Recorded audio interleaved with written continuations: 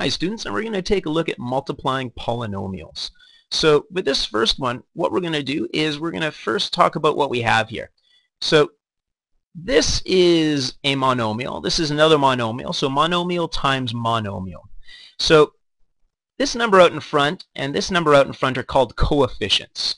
And then the x squared and y cubed, these are our variables. X, y squared, these are our variables.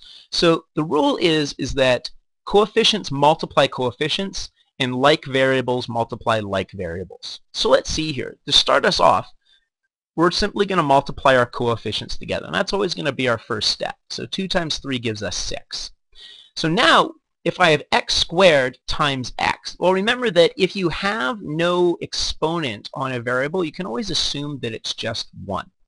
So now, looking back to our previous unit of exponent laws, if I have x squared times x, this is the same as x to the 2 plus 1, and the same for y. Y cubed times y to the power of 2 is y to the 3 plus 2.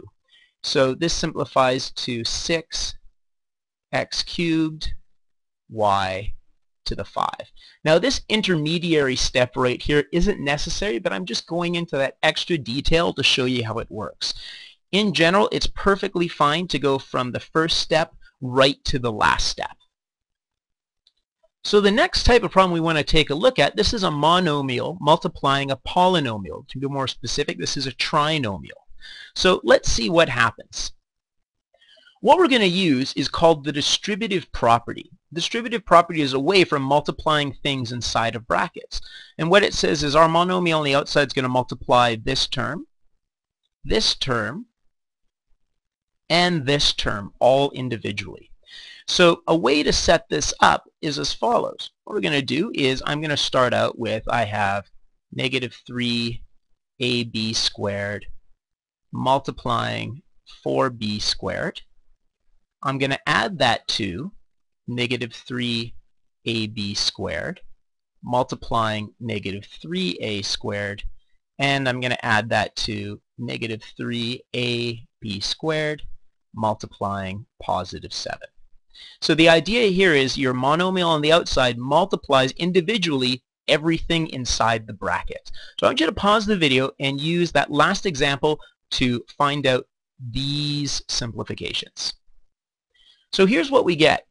Because negative 3 times 4 is negative 12, that's our new coefficient. And notice that there's only one a between these two. So it doesn't combine with anything, so we just bring it right down.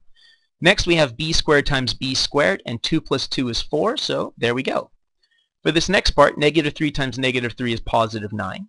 A times a squared is a cubed, and b squared doesn't have anything to multiply with, so it doesn't change. Finally, for our last term, negative 3 times 7 is negative 21. A has nothing to multiply with, so it's just brought right down. It doesn't change.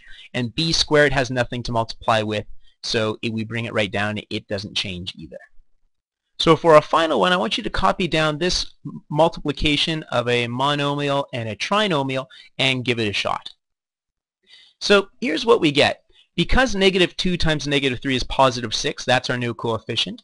A times a is a squared.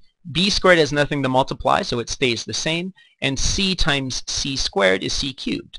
Next, negative 2 times positive 6 is negative 12. A times a is a squared. B squared times b squared is b to the 4. And c has nothing to multiply with, so it just stays the same. Finally, negative 2 times negative 1. Remember that you always have this implied coefficient of 1, just as you have an implied exponent of 1. This gives us positive 2. A has nothing to multiply with, so it doesn't change.